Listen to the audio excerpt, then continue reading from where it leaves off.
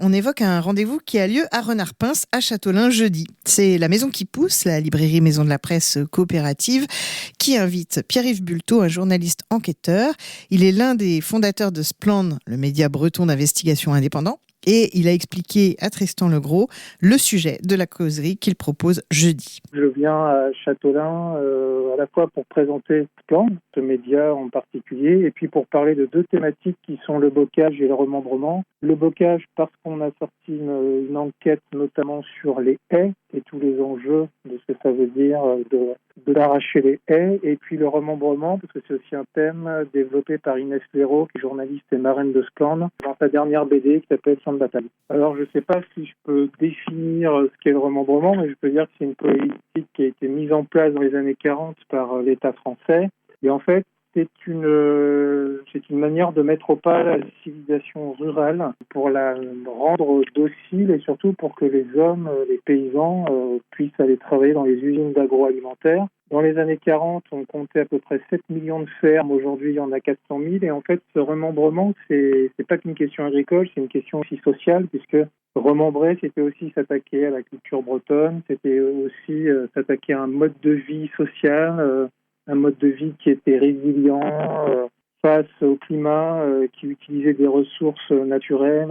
Et en fait, remembrer le bocage breton, c'était aussi faire plus de place à l'industrie et au capitalisme dans cette région de France, puisqu'il y a un plan d'après-guerre qui visait à renourrir la France, et la Bretagne a notamment été choisie pour être une région qui devait renourrir la France.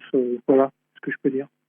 Inès Léraud, dans son enquête et dans l'adaptation en bande dessinée, elle met beaucoup en perspective une histoire d'opposition qui a été enfouie. Est-ce que vous allez parler de ça ? Oui, effectivement, il y a dans cette question, il y a la question des mémoires, il y a la question des opposants et la question des partisans. Comme toujours, certains ont dit que c'était une bonne occasion de développer, de désenclaver la Bretagne, et d'autres disaient que c'était une folie de se lancer dans cette politique. Et effectivement, je parlais qu'il y a des villages encore aujourd'hui où c'est très impressionnant de voir ces cicatrices mémorielles, où il peut y avoir deux sociétés de chasse au même endroit, deux bars, et en fait, il y a une société où sont les opposants, une société où sont les partisans. Je dirais aussi que ça a été une manière de monter les uns contre les autres, avec notamment l'utilisation de la psychiatrie, c'est-à-dire que au lieu d'enfermer en prison les opposants, on les envoyait en HP pour dire, vous voyez, ils sont fous, et donc en fait décrédibiliser la lutte, quoi. Donc effectivement, oui, je pense que je vais parler aussi de ça. Ouais.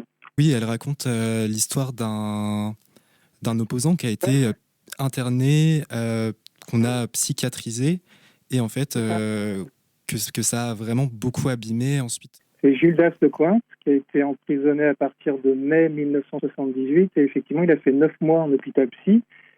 Et en fait, ça a laissé des traces chez les gens, parce que quand vous êtes un opposant et que on vous envoie en prison, on vous envoie au tribunal, il y a comme une forme d'égalité, c'est-à-dire vous n'êtes pas d'accord, mais on va mettre en place un tribunal ou quelque chose qui a l'air de la justice.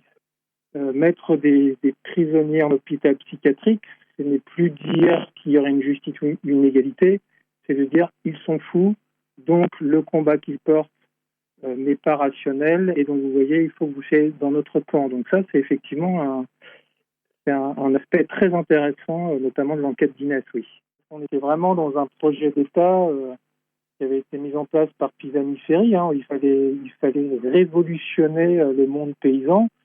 Et en gros, il fallait le mettre en ordre de marche pour fournir de la main-d'œuvre aux usines et notamment aux industries agroalimentaires. Et puis, il fallait aussi qu'une agriculture devienne consommatrice de produits industriels, de tracteurs, de produits chimiques.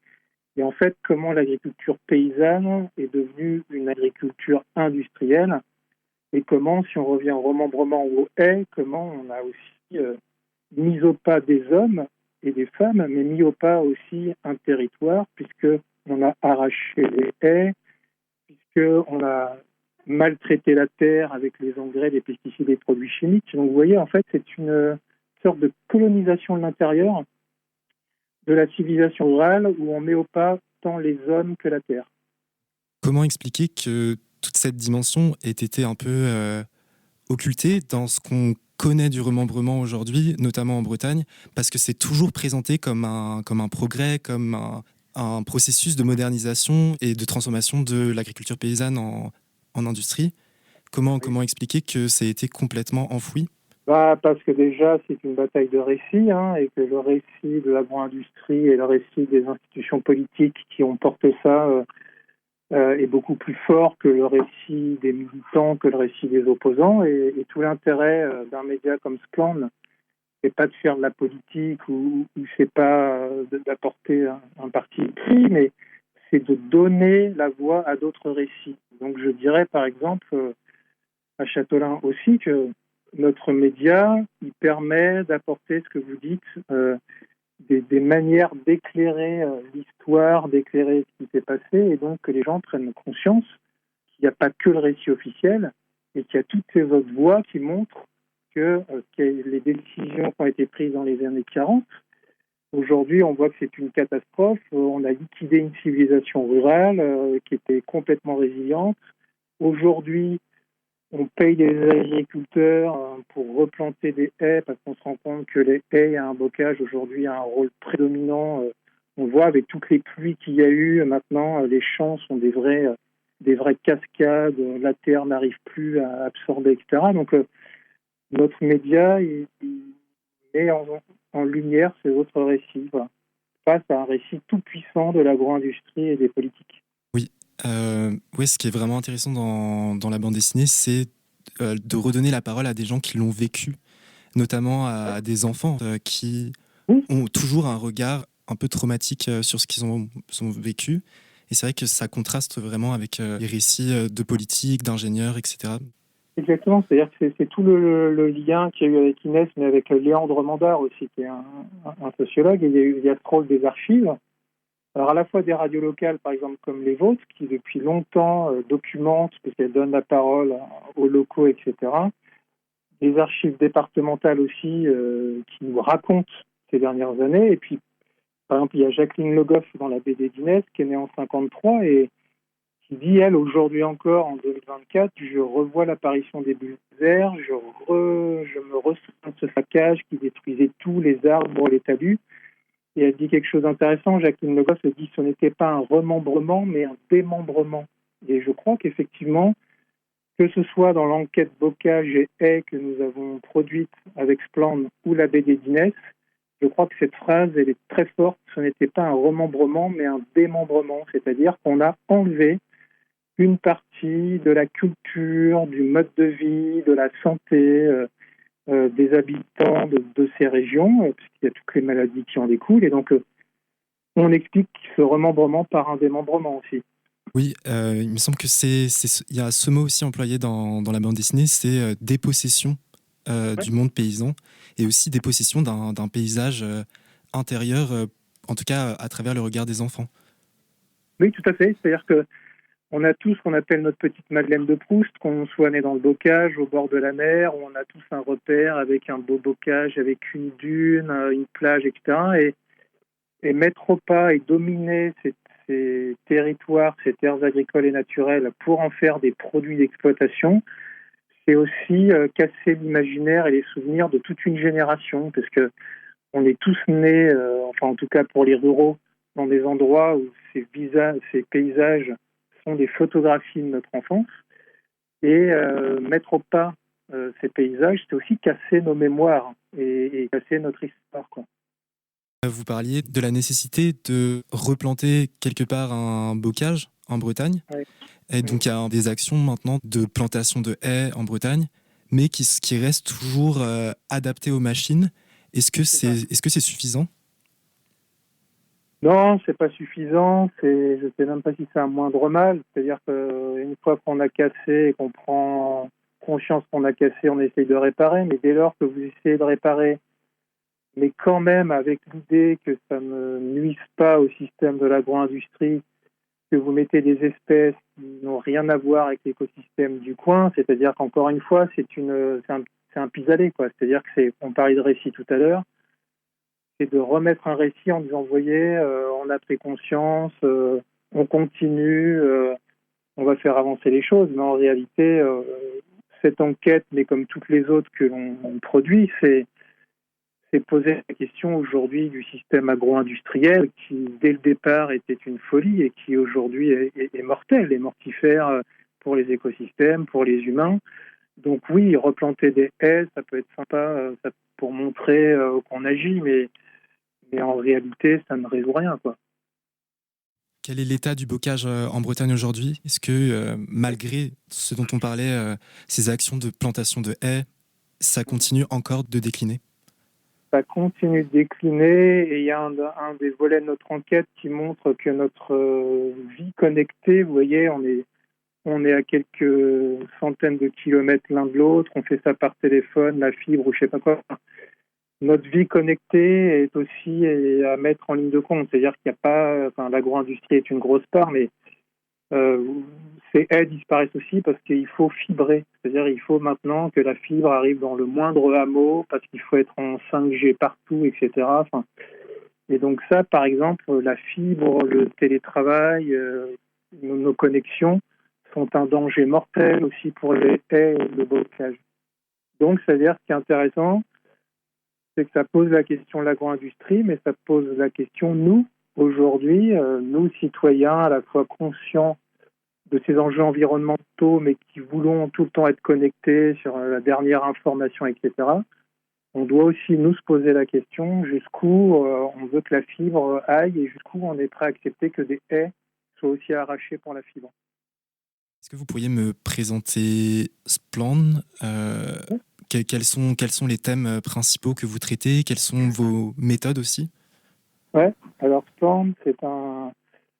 En fait, Splend n'aurait jamais dû exister. Quand je dis ça, ça surprend un peu toujours, mais en fait, Splend, c'est une réaction à des menaces, premièrement, sur deux consoeurs et amis qui sont Inès Léraud et Morgane Large, et qui, au sortir du confinement, l'une et l'autre ont eu une actualité qui fait que Inès a été déprogrammée d'un salon de livres pour sa BD sur les algues vertes, et puis Morgane, c'est grave, s'est fait déboulonner ses roues de voiture. Parce qu'elle enquête sur le système agro-industriel breton, c'est ça? Parce que les deux enquêtent sur le système agro-industriel breton. Et en fait, on est quelques collègues et amis à se dire, mais là, en fait, entre une déprogrammation, une censure et des roues déboulonnées, là, ça devient quand même assez problématique. Donc, au départ, on lance une pétition, juste en soutien à nos collègues et amis.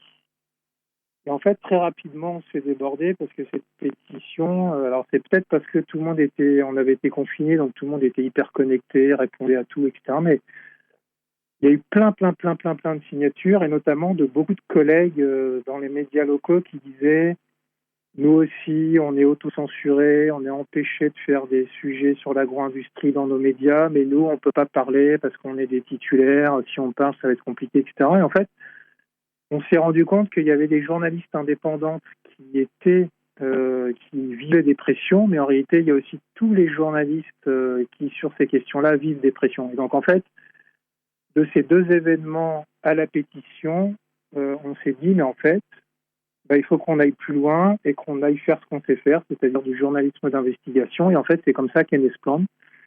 Et donc, pour répondre à votre question sur nos thèmes de prédilection, au départ, c'est des thèmes sur l'agro-industrie. Alors, pas les algues vertes, parce que ça, c'était Inès, mais sur l'ammoniac à Saint-Malo, sur le lobby et enfin, en tous les cas, tout ce qui touche au lobby porcin. Enfin voilà, on a traité tout ça, on a traité le bocage, parce que tout ça est interconnecté. Et puis nos méthodologies, c'est qu'en fait, on est journaliste d'investigation, c'est-à-dire qu'on travaille sur le temps long. Et donc quand on lance 4 enquêtes par an, qu'on lance un peu en parallèle, ce qui fait qu'une enquête, elle prend 3, 4, 5, jusqu'à 6 mois. Et en fait, c'est vraiment du temps très long qui nous permet d'aborder tous ces enjeux et pas dans une obligation de temporalité, de répondre à de l'actualité, etc., mais simplement pour décrire ce qu'on ne nous dit pas par rapport au récit dont on parlait tout à l'heure, par exemple. Et vous avez aussi enquêté récemment sur la bétonisation du littoral en Bretagne ? Oui, c'est notre dernière enquête, celle-ci, oui, effectivement. Celle-ci, en plus, puisqu'on parlait de méthodologie, on fait à Splend ce qu'on appelle du data journalisme. C'est-à-dire que des fois, l'enquête n'est pas plus compliquée, entre guillemets, que d'aller mettre son nez dans toutes les données publiques. C'est-à-dire que là, on n'a même pas à demander des autorisations, à aller chercher des groupes privés, etc. Enfin, l'enquête sur le littoral et la bétonisation du littoral, c'est une compulsion de 10 ans de données publiques, que ce soit l'INSEE, que ce soit les données régionales, etc. Et en fait, ce data journalisme nous a permis de prendre conscience que le littoral breton était grignoté, et notamment l'agriculture avec les hangars, etc.